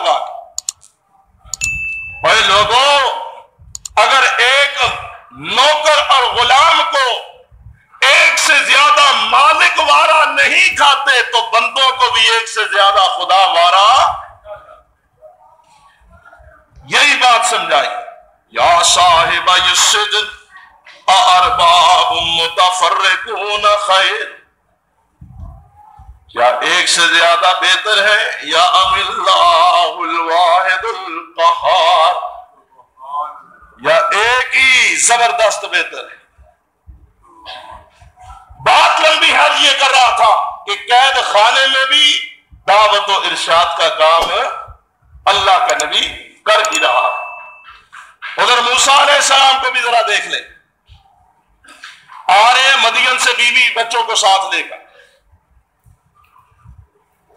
ارض مقدس کے قریب سے بقعہ مبارکہ سے گزرے، کہا موسیٰ ٹھہرو بات سنو، گفتگو ہی لمبی بات ہے، جی اللہ کیا حکم ہے؟ فرمایا موسیٰ بہت بکریاں چرا لی، شادی بھی کر لی، مصر اور مدین کو گھوم پھر کے بھی دیکھ لیا، اب تیری ڈیوٹی لگائی جاتی ہے، چلے جاؤ، ڈیوٹی ہے، اب بیٹھ کے کام کرنا ہے، جم کے کام کرنا ہے، ڈیرے لگا لے۔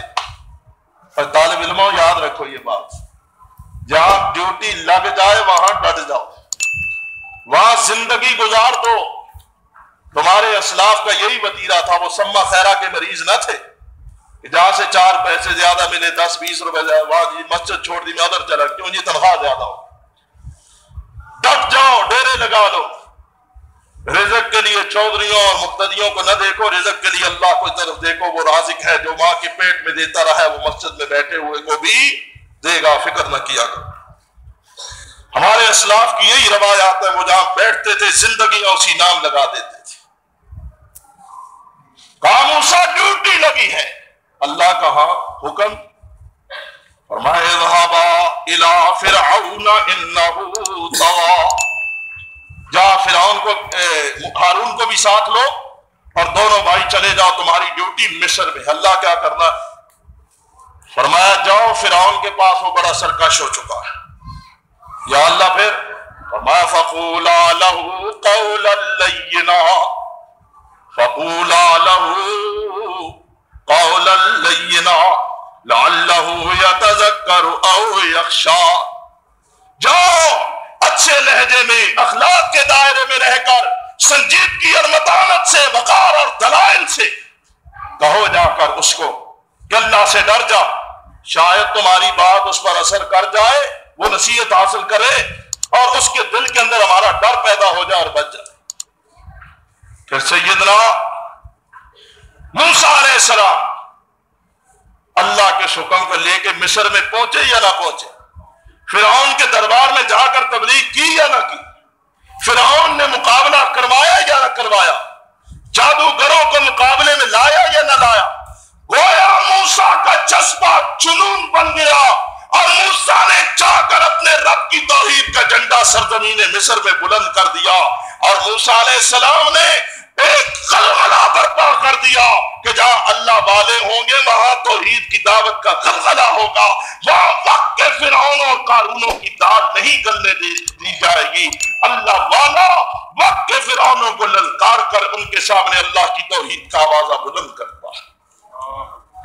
یہ بھی نبی ہے مبلغ کی حیثیت سے۔ ایک اور نبی، یہ بھی مبلغ ہے، نبی سبھی مبلغ ہیں، کس کا میں ذکر کروں؟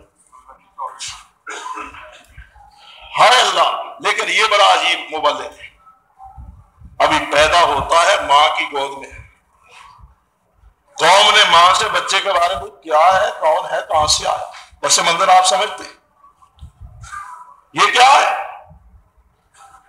عرش والے خدا نے اشارہ کیا کہ اے بچے کی ماں تو نے جواب نہیں دینا بلکہ فاشارت الیہ، اشارہ کر دو، اشارہ کرنا تیرا کام، باقی اگلا کام میں سنبھال لوں۔ اشارہ کیا، قوم نے آئیں بائیں شائیں کی، فرمایا چپ رہو، میں نہیں بولوں گی، بچہ ہی بولے۔ اب بچہ بولتا ہے، کیا کہتا ہے؟ کہتا انی عبد اللہ، انی اور عبد اللہ، انی نور من نور اللہ، انی نور من، یہی ہے یار، غلط نہیں پڑھتا، حافظ ہے یار۔ کیا کہا حضرت عیسیٰ نے پیدا ہوتا، انی، پھر کہنا یار، اور مجھے لقمہ دے، امام کو لقمہ دینا جائز ہے نا، انی عبد اللہ، زور سے کہ انی، ہاں انی عبد اللہ، انی عبد اللہ، اور میں اللہ نہیں، اللہ کا بیٹا نہیں، اللہ کا تیسرا نہیں، بلکہ انی عبد اللہ۔ اور یہی کہتا ہے اللہ والا، ان اللہ، یہ دعوت ہے، یہ تبلیغ ہے کہتا انی عبد اللہ، اور آگے کیا کہتا ہے؟ ان اللہ ربی و ربکم فاعبدوہ ھذا صراط مستقیم۔ کون سا نصاب سنایا تھا؟ پیغام رحمان سنایا تھا۔ اور مومنوں کا، مصطفیٰ کے امتیوں کا نصاب یہ ہے، یہ اس نصاب کے ہوتے ہوئے ہمیں کسی اور نصاب کی ضرورت ہے؟ یہ ہے نصاب، یہ سنایا تھا۔ فرمایا انی عبد اللہ، اور آگے چل کر پھر زندگی بھر کیا دعوت دیتے ہیں؟ ان اللہ ربی و ربکم فاعبدوہ ھذا صراط مستقیم۔ اے لوگو، اللہ اللہ اللہ ربی، میرا بھی رب ہے، وَرَبُّكُمْ، اور تم سب کا رب ہے، فَاعْبُدُوهُ، اسی کی ہی عبادت کرو، ھذا صراط مستقیم، دین اسی کا نام ہے صراط مستقیم۔ یہی ہے کہ اللہ کی وحدانیت کے جذبے سے سرشار ہو جاؤ، اللہ کی توحید کے نور سے اپنے دل و دماغ کو منور کر دو۔ پیدا ہوتے ہی فرمایا انی عبد اللہ آتانی الکتاب وجعلنی نبیا وجعلنی مبارکا اینما کنت واوصانی بالصلاة والزکاة ما دمت حیا واوصانی بالصلاة والزکاة واوصانی بالصلاة والزکاة ما دمت حیا۔ یہ نبیوں کی تبلیغ، اور میرے آقا ہائے، نبیوں کی بات اس وقت تک کہاں مکمل ہوتی ہے جب تک نبیوں کے امام کی بات نہ، ہائے نبیوں کے خطیب کی بات جب تک نہ۔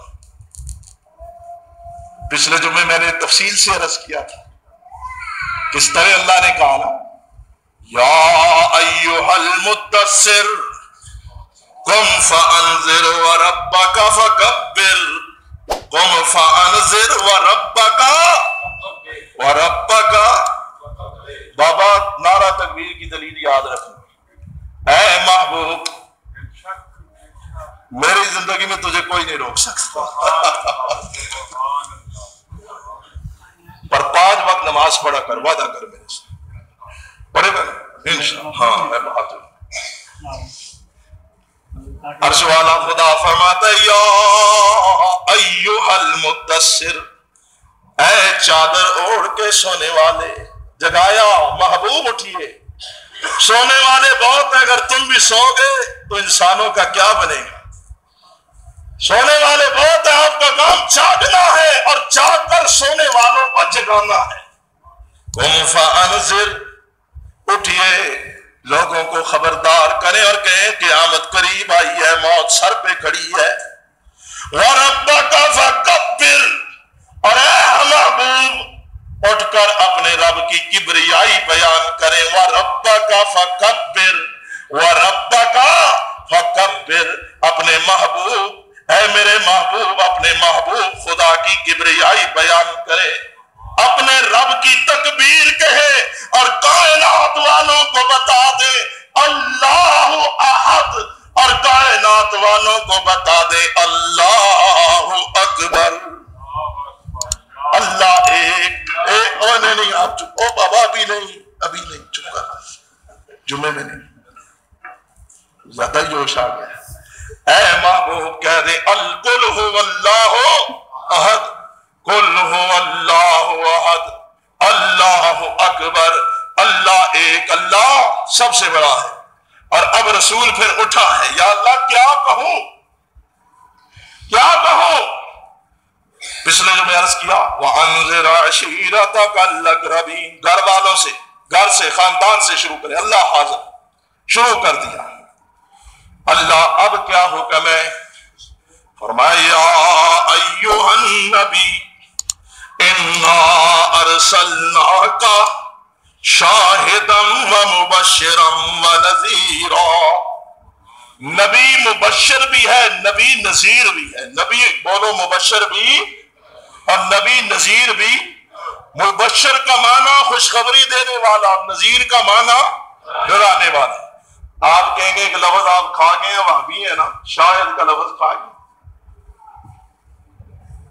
اللہ فرماتے ہیں محبوب آپ مبشر بھی ہیں، آپ نذیر بھی ہیں، لیکن آپ کا مبشر ہونا، آپ کا نذیر ہونا عام لوگوں کی طرح نہیں کہ آپ بن دیکھے ہی مبشر و نذیر ہے، بلکہ آپ تو شب اسرا میں مشاہدہ کر کے شاہد بنے ہوئے ہیں۔ ہم نے آپ کو پہلے شاہد بنایا، پہلے مشاہدہ کروایا کہ دیکھنے آنکھوں سے بن دیکھے دائی کی زبان سے بات سجتی اور جچتی نہیں۔ ممکن ہے اس کے دل کے اندر کوئی کلک اور خدشہ باقی رہے کہ پتہ نہیں میں کہہ رہا ہوں ہے یا نہیں۔ نبی کی ذات ایسے تصور سے پاک ہے، لیکن ابراہیم نے بھی تو کہا تھا نا وَلَٰكِن لِيَطْمَئِنَّ قَلْبِي، فرمایا محبوب میں بھی ایک رات کے ایک حصے میں تجھے عرش سے اور جنت و دوزخ اور ساتوں آسمان اور ساتوں زمینوں کی سیر کرا کر ایک شب کے ایک حصے میں مشاہدہ کروا رہا ہوں کہ دیکھ لے یہ جنت ہے جو نیکوں کے لیے، یہ جہنم ہے جو بروں کے لیے۔ جنت کی خوشخبری دے اور جہنم سے ڈرا۔ فرمایا لوگوں میرا محبوب جنت کی خوشخبری دیتا ہے، میرا محبوب جہنم سے ڈراتا ہے، لیکن یوں ہی نہ خوشخبری دیتا ہے نہ یوں ہی ڈراتا ہے، بلکہ اس لیے خوشخبری دیتا ہے، اس لیے ڈراتا ہے کہ میرا نبی شاہد ہے، اس نے جنت بھی دیکھی، اس نے دوزخ بھی دیکھی۔ اِنَّا أَرْسَلْنَاكَ شَاهِدًا وَمُبَشِّرًا وَنَذِيرًا۔ مولوی جی تیری دال نہیں گلے گی جب تک ہم تو لفظ شاہد کو موضوع سخن بناتا ہے۔ اِنَّا أَرْسَلْنَاكَ شَاهِدًا وَمُبَشِّرًا وَنَذِيرًا۔ اور جو آیت میں نے شروع کری فرمایا یا ایھا الرسول، یہ سارے خطاب ہیں نبی پاک کے۔ جی کس نے کہا آپ کو کس نے کہا وقت ہوا جاتا ہے؟ آپ خاموش ہو کے بیٹھی، مجھے پتا ہے۔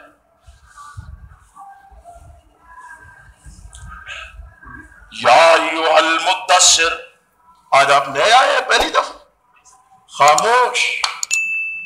جب تک میں کھڑا ہوں اللہ کے فضل سے ہمارا نے کیا کہا؟ یا ایھا المدثر، پھر کیا کہا؟ یا ایھا الرسول، یا ایھا النبی، اور اب کیا؟ یا ایھا الرسول، اے رسول۔ جی اللہ، یا ایھا الرسول بلغ ما انزل الیک من ربک، اے رسول بلغ، تبلیغ کرو، یہ ہے مبلغوں کا ایمان۔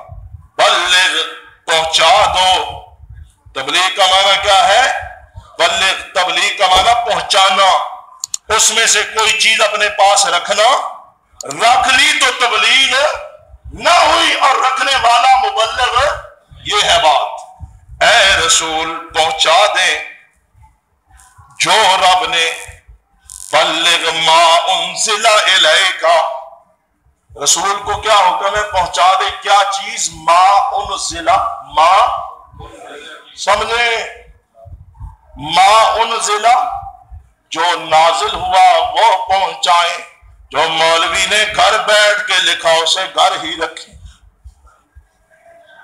جو اعلیٰ حضرت نے لکھا، جو حضرت روح القدس نے لکھا، جو حضرت فلاں اور فلاں میں کس کس کا نام، اس کو گھر ہی رکھیں۔ محبوب بلغ ما انزل الیک من ربک، پہنچائیں تبلیغ اس کی چیز کی کریں جو رب نے آپ پر آسمانوں سے نازل کی۔ اور یاد رکھیں فَإِن لَّمْ تَفْعَلْ فَمَا بَلَّغْتَ رِسَالَتَهُ، اگر آپ نے منزل من اللہ وحی کی تبلیغ نہ کی تو میرے محبوب آپ نے اپنی رسالت کا حق ادا نہیں کیا۔ اللہ ساری کائنات میرے خون کی پیاسی میری دشمن، فرمایا محبوب فکر نہ کریں، واللہ یعصمک من الناس، لوگوں کے حملوں کی طرف، لوگوں کی دشمنیوں کی طرف نہ دیکھیں، عرش والے خدا کی قوتوں کی طرف دیکھیں، وہ آپ کی حفاظت خود فرمائے گا، وہ آپ کی حفاظت خود فرمائے گا۔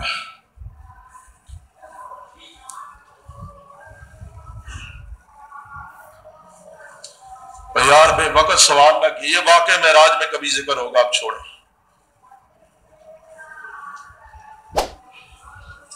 بے وقت سوال نہ کیے۔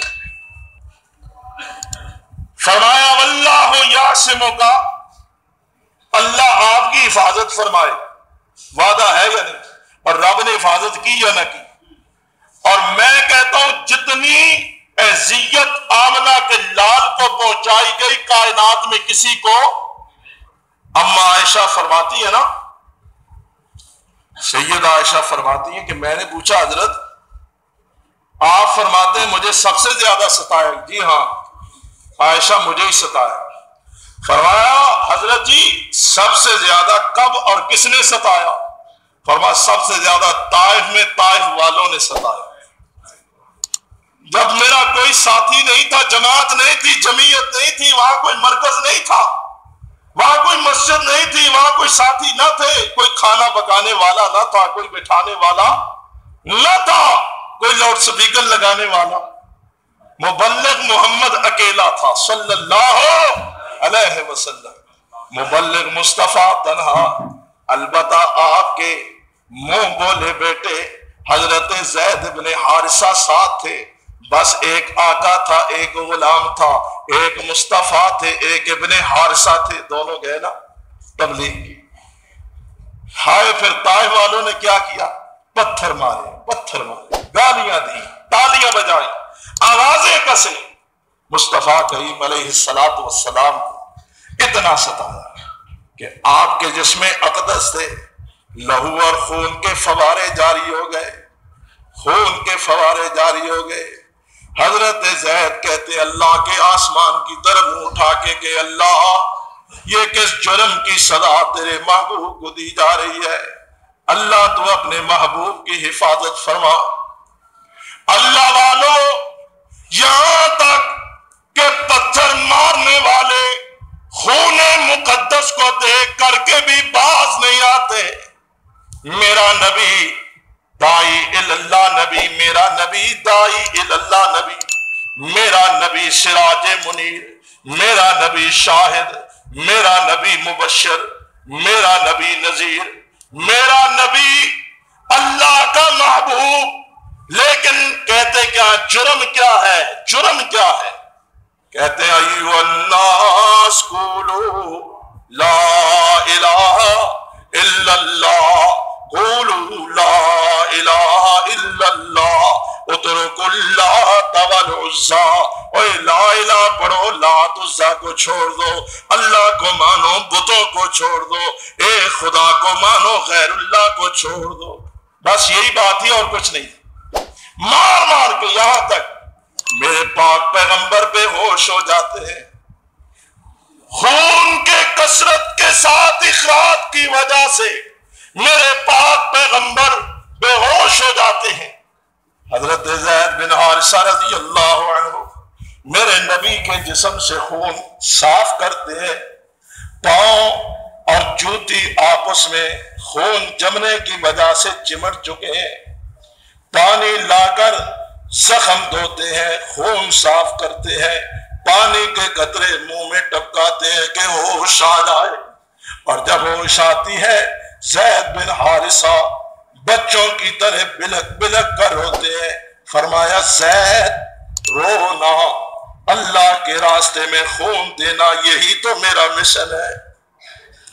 عرض کی آقا ان ظالموں اور بدبختوں نے آپ کو بڑا ستایا، آپ ان کے لیے بد دعا کریں، اللہ ان کو غارت کرے، انہوں نے اللہ کے محبوب کو ستایا۔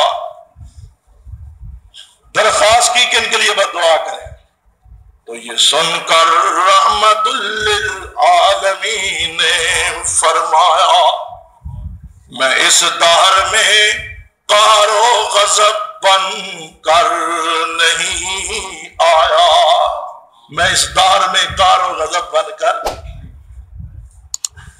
الہی رحم کر کو سارے طائف کے مکینوں پر، اور مجھے کوئی ایسا دائی دکھاؤ تو صحیح جو خون میں لت پت پڑا ہو اور پھر بھی لرزتی ہوئی زبان کے ساتھ دشمنوں کے لیے، حملہ آوروں کے لیے، ظالموں کے لیے پھر بھی دعائیں کر رہا ہو۔ یہ اسی کا کام ہو سکتا ہے جس کے سر پہ رب نے رحمت للعالمین کا تاج سجایا۔ الہی رحم کر کو سارے طائف کے مکینوں پر، الہی پھول برسا ان پتھریلی زمینوں پر۔ دعا مانگی نہ مانگی حضرت نے، اور مانگی نہ مانگی، اور جس سرزمین کے لیے مصطفیٰ دعا مانگی اس سرزمین کا ایک ذرہ بھی کوئی ہضم نہیں کر سکتا، دنیا نے دیکھ لیا۔ میں عرض یہ کر رہا تھا مصطفیٰ نے تبلیغ کی طائف میں جا کر، مصطفیٰ نے تبلیغ کی مکہ میں، مدینہ میں مصعب بن عمیر کو اولین مبلغ بنا کر بھیجا۔ مصطفیٰ نے اپنے جانثاروں اور مدرسہ محمدیہ کے طالب علموں کو بیر معونہ کی طرف بھیجا کہ جاؤ عزل القارہ کو جا کر پیغام حق سنا دو۔ ان بدبختوں نے 70 صحابہ کو، 70 قاریوں کو، 70 عالموں کو، 70 داعیوں کو، 70 ناصحین کو شہید کر دیا۔ مصطفیٰ نے یہ سب کچھ گوارا کیا لیکن تبلیغ کو نہ چھوڑا، دعوت و ارشاد کو نہ چھوڑا، اور پھر زندگی وقف ہوئی، زندگی وقف ہوئی، ساری زندگی۔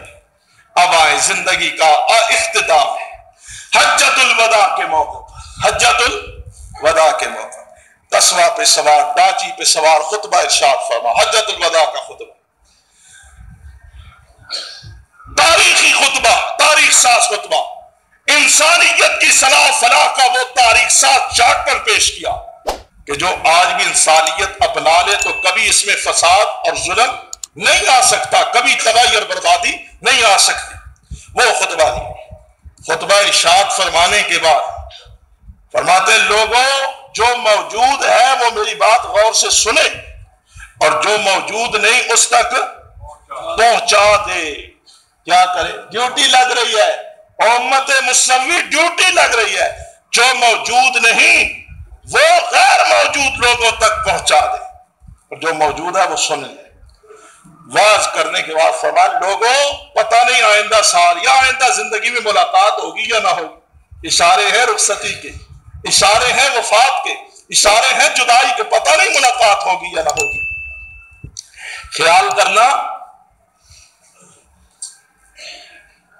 غور سے میری باتوں کو پلے باندھنا، اور ایک بات یہ بتاؤ جی حضرت، فرمایا میرے بارے میں تمہارا کیا خیال ہے؟ ہائے ہائے، میرے بارے میں کیا خیال؟ کیا میں نے پہنچایا یا نہیں اللہ کا پیغام؟ تم تک رب کا پیغام پہنچایا یا نہیں؟ 1.25 لاکھ صحابہ کے مجمع میں جوش پیدا ہو جاتا ہے، عرض کرتے ہیں آقا آپ نے نہیں پہنچایا تو کس نے پہنچایا ہے؟ محبوب آپ نے نہ صرف پہنچایا بلکہ پہنچانے کا حق ادا کر دیا ہے، نصیحت و خیر خواہی کا حق ادا کر دیا۔ فرمایا اچھا سچی بات ہے، میں نے پہنچایا یا نہیں پہنچایا؟ نصیحت کی یا نہ کی؟ تمہیں اللہ کا دین دیا یا نہ دیا؟ 3 دفعہ پوچھا۔ لوگ بے قرار ہو کر عرض کرتے ہیں آقا پہنچا دیا، ایسی باتیں تو نہ کیا کریں نا، آپ تو ہمارے محسن، آپ نے پہنچانے کا حق ادا کیا۔ جب لوگ بے قرار ہو کر میدان عرفات میں باوازے بلند ہاتھ بلند کر کے عرض کرتے ہیں آقا پہنچا دیا، پہنچا دیا، پہنچا دیا، تو میرے نبی اپنی شہادت والی انگلی کو اللہ کے آسمان کی طرف اٹھاتے ہیں اور عرض کرتے ہیں اللہم شہد، اللہم شہد، اللہم شہد، اللہ گواہ ہو جا، اللہ گواہ ہو جا، اللہ تو گواہ ہو جا، میں کسی کو نہیں بلکہ تجھے گواہ بنا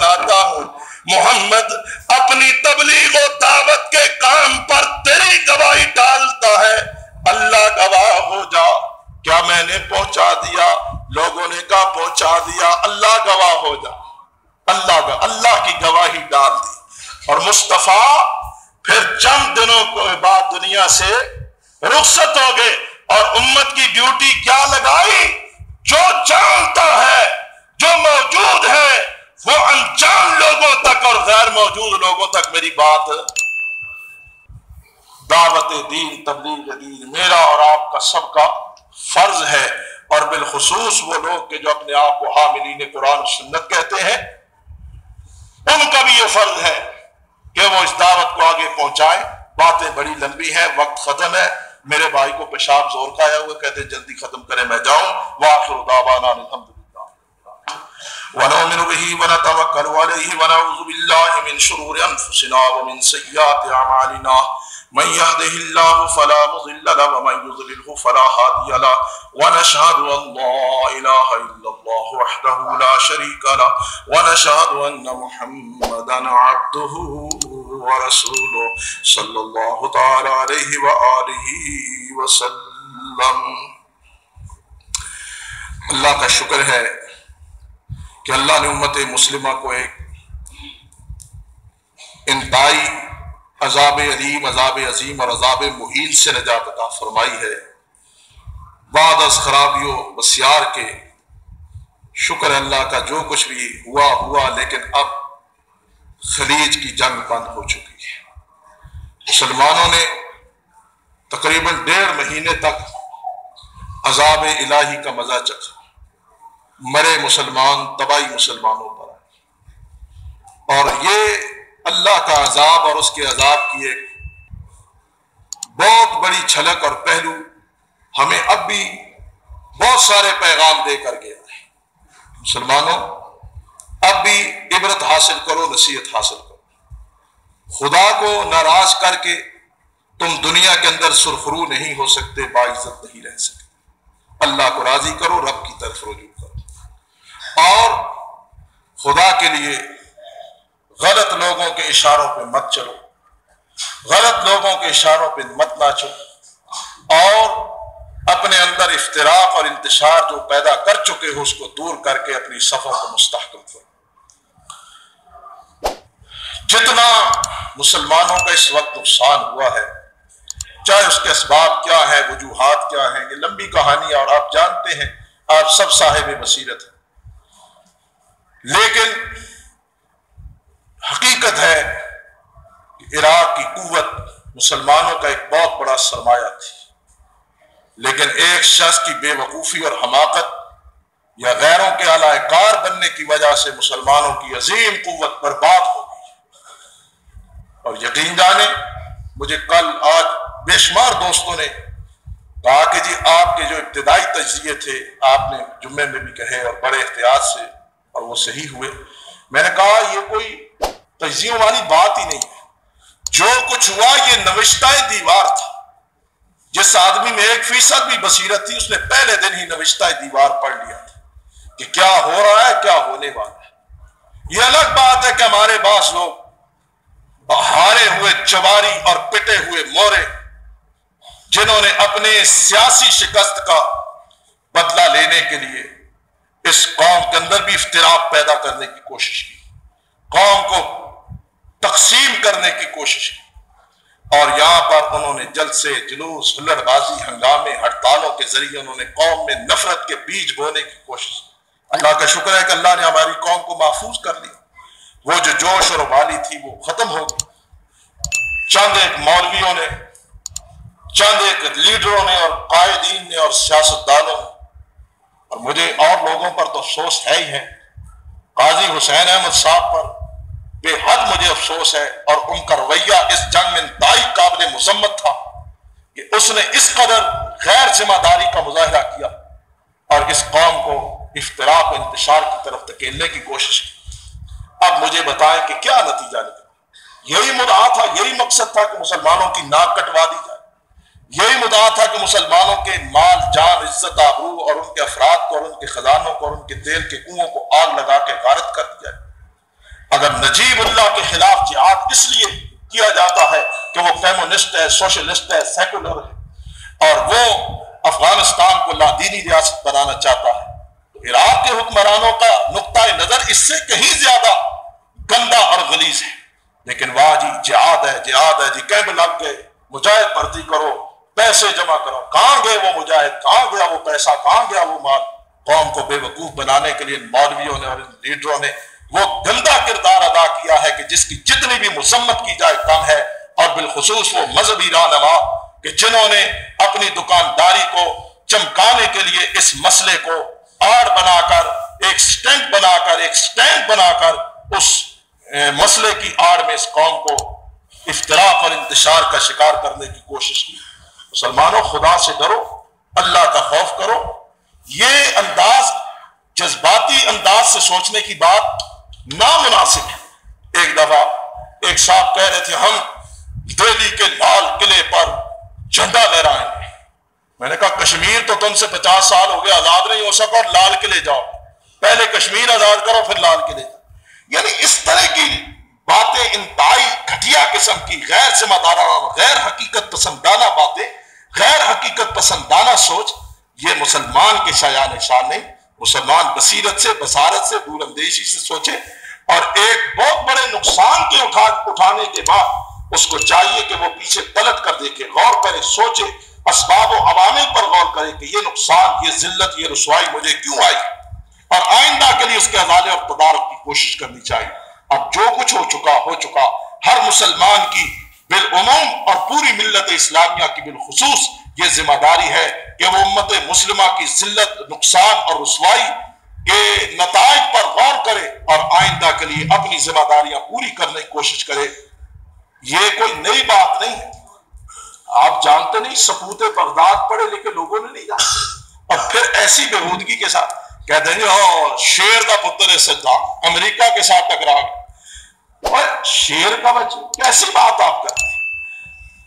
آپ کیسی بات، اب کیا کہتے ہیں؟ کئی کہتے ہیں اخباروں میں تصویریں، ایک بزرگ کا ہاتھ ہے ان کی پیٹھ پر، ایک بزرگ کا ہاتھ ہے ان کی پیٹھ، جی بس بغداد والا ان کے ساتھ ہے، ٹھیک ہے، وہاں اللہ کے نیک بندے مدفون ہیں، وہ لائق احترام ہے، لیکن یاد رکھو قوموں کی اجتماعی قوموں کی بد کرداری کا، قوموں کی اجتماعی غلطیوں کا ازالہ کبھی بھی قبروں والے نہیں کیا کرتے۔ قوموں کی اجتماعی غلطیوں کا ازالہ قبروں میں پڑے ہوئے مردہ لوگ کبھی نہیں کیا کرتے۔ اب کہاں ہے؟ اب کیا ہوا ہے؟ اللہ کی قسم، میرا ذاتی نقطہ عراق کی اس تباہی اور بربادی کے اوپر میرا دل خون کے آنسو ہوتا ہے، اس لیے کہ مسلمانوں کی اب قوت کا توازن انتہائی خطرناک حد تک بگڑ چکا ہے، اور اب جنوبی ایشیا کے آخری سرے تک تمام مسلم ممالک غیر محفوظ ہو چکے۔ وہ قوت جس قوت سے غیر مسلم دشمن مرعوب تھے، اس کو انہوں نے ایک سٹینڈ کی آڑ میں جو ہے وہ تہس نہس کر دیا ہے، اور ایک شخص کو ہیرو بناتے بناتے پوری ملت کو زیرو پہ لا کے کھڑا کر دیا ہے۔ یاد رکھیں، جو قومیں بھی اجتماعی سوچ سے محروم ہو جاتی ہیں اور کسی فرد کو ہیرو بنا کے پیش کرنے کی کوشش کرتی ہیں، وہ قومیں خود زیرو ہو جایا کرتی ہیں۔ اللہ کی یکتائی، تنہائی اور اس کے نام کا غلبہ، یہی مومن کی شایان شان ہے۔ اس کے سوا کسی کو ہیرو بنانا مومن کی زندگی کا مقصد نہیں ہونا چاہیے۔ باقی رہا یہ مسئلہ کہ امریکہ اور رشیا، اللہ کی قسم ہم مومن نہیں، مسلمان نہیں ہیں، وہ ایمان کی رعنائیاں، وہ ایمان کی قوتیں ہم میں نہیں ہیں۔ اگر ہوتی تو یہ سپر طاقتیں کیا ہیں؟ یہ ہمارے نزدیک مردہ مکھی سے بھی زیادہ حقیر اور ذلیل ہیں۔ لیکن اس وقت جب ہم مسلمان ہوں گے، لیکن جب ہم مسلمان کہلا کر اسلام سے انحراف کریں گے، تو اس وقت اللہ ہمیں مچھروں سے بھی تباہ کرنے پہ قدرت رکھتا۔ اس لیے ہمیں چاہیے کہ اس اپنے نقصان کے ازالے پر گڑ گڑائیں، روئیں بھی اور دعا بھی کریں، اور آئندہ کے لیے اپنی سوچ، فکر اور بصیرت کو مجتمع کریں، اور وہ غلطی کبھی دوبارہ نہ دہرائیں کہ جو ہمارے زوال کا سبب بن سکتی ہے۔ سقوط بغداد ہو، سقوط غرناطہ ہو، سقوط ڈھاکہ ہو، یہ کتنے بڑے بڑے المیے اسلامی تاریخ میں آئے، لیکن ہم نے سوائے ہڑبوں کے، نعروں کے، ہڑتالوں کے اور جناب توڑ پھوڑ کے اور کچھ نہیں کیا، اور یہی زیادہ سے زیادہ کہ جی تصویریں سینے پہ لگا لی، تصویروں کی پرستش ہو گئی اور ہم نے سمجھا ہم اسی ذریعے سے سب کچھ کر گزریں گے۔ مسلمانوں خدا کے لیے حقیقت پسند بنو، حقیقت پسند بنو، بصیرت کے ساتھ سوچا کرو۔ مومن کبھی بھی جذباتی اور جلد بازی کے ساتھ نہ سوچتا ہے نہ عمل کرتا ہے۔ اس لیے اللہ اپنی رحمت کے ساتھ مسلمانوں کو حقیقی مسلمان بنا دے۔ پہلی دعا یہ کیا کریں کہ اللہ ہم مسلمانوں کو اپنے دین کی حقیقی عصمت کے تصور سے بہرہ فرما اور ہمیں صحیح مسلمان بنا دے۔ مسلمانوں کو اتحاد اور اتفاق عطا فرما، اپنے غیب کے خزانوں سے مسلمانوں کی مدد فرما، اور ایک دفعہ پھر مسلمانوں کو اسلام کے جھنڈے تلے جمع فرما دے۔ اور رب العزت اپنی رحمت سے وما ذلک علی اللہ بعزیز، اللہ تیری قدرت اور قوت سے کوئی چیز دور نہیں۔ رب العزت تو مسلمانوں کو اور اسلام کو غلبہ عطا فرما، اور دشمنان اسلام آج ہماری بدعمالیوں کی وجہ سے بغلے بجا رہے ہیں، ہم پہ آوازیں کس رہے ہیں، اللہ مسلمانوں کو یہ توفیق عطا فرما کہ ان دشمنان اسلام کے خلاف ایک بار پھر تیری فوج کے سپاہی بن کر اٹھ کھڑے ہوں، اور اللہ اسلام کو اور مسلمانوں کو ایک بار پھر اس کائنات کے اندر غالب کر دے، تاکہ تیرا نام بلند ہو اور تیرے نام لیواؤں کی شان بھی بلند ہو۔ استغفار، دعا، سوچ، فکر، حقیقت پسندی، بصیرت، اس سانحہ کے بعد یہ چیزیں ہمیں ملحوظ خاطر رکھنی چاہیے۔ آپ کو علم ہے آئندہ جمعے سے 8، 9، 10 اپریل 3 دن شاندار، جاندار، بھرپور یہاں سالانہ کانفرنس ہو رہی ہے، اور وقت نہیں ہے۔ میں اس لیے آپ سے عرض کروں گا کہ آپ ماشاءاللہ پہلے ہی پرجوش ہیں، سب بوڑھے جوان بھائی دوست ساتھی اس جوش کو جنون میں بدل دیں، اور جنونی انداز کے ساتھ اس شہر کے اندر شاندار اور باوقار اہل حدیث کانفرنس کو ابتدا سے لے کے انتہا تک پہنچائیں، تاکہ ہم کتاب و سنت کا جو پیغام ڈنکے کی چوٹ لوگوں کے سامنے پیش کرتے ہیں وہ پیغام پیش ہو، لوگوں کی اصلاح ہو، اور لوگ صراط مستقیم کی طرف آئیں، غلطیاں اور کوتاہیاں جو ہم میں ہیں یا ہمارے بھائیوں میں ہیں ان کی اصلاح ہو، عقائد و اعمال درست ہو، اور ہم اللہ کے ہاں سرخرو ہوں۔ اس کانفرنس کو بھرپور طریقے سے اس بار کامیاب کریں۔ الحمدللہ ہمارے اکابرین بھی ایک سٹیج پہ جمع ہو چکے ہیں، اور ملک بھر کے نامور قائدین، اکابرین، محدثین، مفکرین، مفسرین، علماء، خطباء، شعراء انشاءاللہ تشریف لا رہے ہیں۔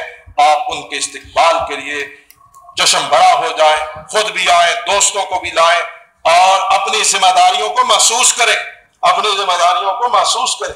مجھے اتنی لمبی چوڑی تقریریں کرنے کا شوق نہیں ہے، میں یہ کوشش کرتا ہوں کہ آپ بھی اپنی ذمہ داریوں کو اس لیے میں اپنے سینے کی توانائیاں کھپاتا ہوں، اس لیے اپنا گلا پھاڑتا ہوں، اپنا دماغ صرف کرتا ہوں۔ میں بھی انسان ہوں، کئی دنوں سے سو نہیں سکا، مجھے بھی تھکان ہے، مجھے بھی بیماریاں، لیکن میں سب کچھ اس لیے کرتا ہوں کہ آپ کی ذمہ داری ہے، اور آپ اپنی ذمہ داری کو محسوس کریں، اور یقین جانیے اللہ ماشاءاللہ چند لوگوں کے سوا اکثر لوگ جو ہیں وہ اپنی ذمہ داریوں سے غافل ہیں اور ناشنا ہیں، اگر ہے تو وہ ادا کرنے کی کوشش نہیں کرتے۔ آپ کتاب و سنت کے داعی ہیں، اور آپ کی ذمہ داری ہے کہ آپ کتاب و سنت کے پیغام کو عام کرنے کے لیے اپنے دن رات توانائیاں، صلاحیتیں، قوتیں، مال، دولت، ہر چیز کو صرف کریں، تاکہ آپ اللہ کے ہاں بھی سرخرو ہو، آپ کی جماعت، آپ کے مسلک، آپ کے دین، آپ کی دعوت کی شان دوبالا ہو۔ اس لیے آپ بھرپور طریقے سے 3 دن سب کاموں ہلو میں ٹیسٹنگ، ہلو میں ٹیسٹنگ، ہلو بندے بھی لائیں اور چندے بھی دیں۔ حاجی عبدالوہاب کہتا ہے مجھے خرچے کے لیے پیسے نہیں دیتے، سب بھائی جو صاحب سرمت جماعت کے لوگ ہیں، میں غیر جماعت کے لوگوں سے نہیں کہتا، جماعت کے تمام اصحاب اور ذمہ دار لوگوں سے کہوں گا کہ فراخ دلی کے ساتھ مالی طور پہ بھی تعاون کریں۔